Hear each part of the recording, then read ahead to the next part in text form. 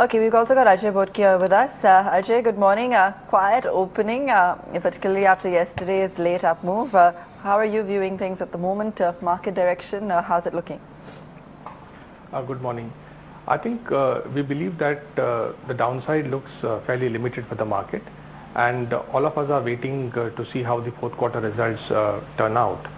The expectation is that the fourth quarter numbers would be a tad better than the third quarter numbers, but one would see a very strong surprise in numbers only as we move towards the second quarter of next financial year, because that is the time by when we expect that the measures taken by the government in terms of reviving investment cycle by pumping in roughly 2 lakh crores of investments in roads and railways in FY16, as well as the plan of pumping in 2.21 lakh crores in roads and railways put together in the current financial year, will start showing some signs in terms of aggregate demand picking up for construction equipment industry, cement, steel, etc. We also believe that the outlay for OROP of roughly around 1 lakh crores, around 10,000 crores, and for 7th pay commission also should start filtering in terms of aggregate demand on the consumption side, and hence sectors like two-wheelers, cars, consumer durables, as well as mortgage finance, which will be the prime beneficiaries of this large injection of money, will start showing signs of revival as we move in the second half of the next financial year. The global situation seems to have steadied. Not much headwinds from those ends, as US Fed has allayed apprehensions of very steep increase in interest rate trajectory in the US. At the most, one can expect one rate increase.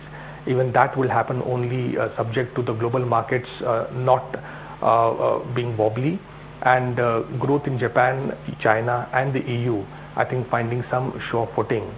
And even that rate increase would happen, in our opinion, only towards the fag end of 2016. FIs also have staged a strong comeback both in this month as well as in the last month, and hence I believe that the market should move on an upward trend. 8,300 in the medium term is what I am looking at the level. Also, let's not forget that 25th of April, the Parliament is reconvening after having a very productive first half of the budget session in which Aadhaar and real estate bill were cleared. We are expecting at least two important bills, the bankruptcy code as well as the amendment to the MMDR Act, which will help catalyze a lot of M&As, especially in sectors like cement, which have currently been stalled, to go through. And in case the GS2 were to go through, then that's an icing on the cake.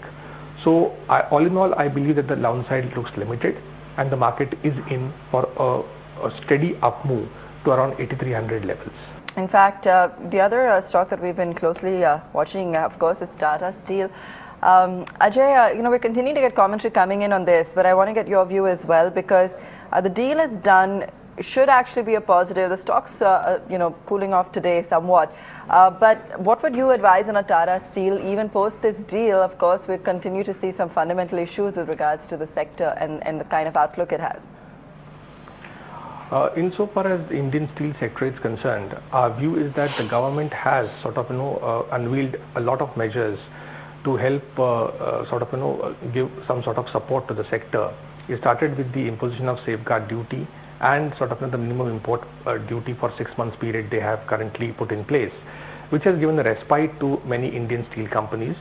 However, I think till such time that the Chinese capacities, a large chunk of Chinese capacities are not shuttered down, on a sustainable basis, the global steel prices will not see an up move. And hence, this is a temporary respite, in our opinion, that has been afforded by the Indian government to the steel companies, primarily to ensure that the large provisioning that the Indian banking sector in general and PSU banks in particular had to do, there's some relief that comes their way. Even if the minimum import duty is rolled over for 6 more months, I think we would be positive on the sector and the stocks in them only once we see a structural improvement in global demand and shutting down of capacities. So I would take advantage of any bounce back in some of the steel sector stocks to book profits, rather than taking medium-term positions in the companies. Okay. At this point, pretty much quiet trade. We've still got action coming in on a Tata Motors. Ajay, before we let you go, I'm going to get your view in on that particular counter. A strong trade this morning on a Tata Motors. And I remember you mentioned auto earlier as well. We've also got the two-wheelers picking up slowly in trade today. Hero and Bajaj. Maruti's also up over 1%. What are you tracking when it comes to the auto pack?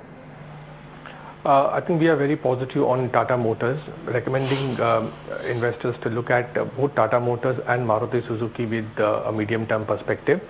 We have a price target of 496 in Tata Motors with a 1.5 year perspective.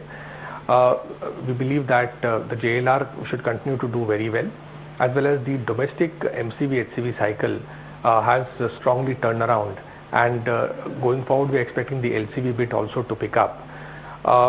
In case of Maruti, we believe it's a prime beneficiary of the consumption-led demand that will materialize due to OROP as well as 7th Pay Commission award.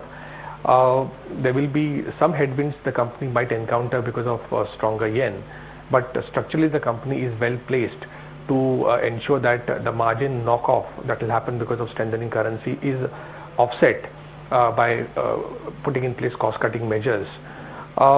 On the auto ancillary side, I think it's time to look at Bharat Forge again with a slightly longer term perspective. In the near term, the company does face some challenges.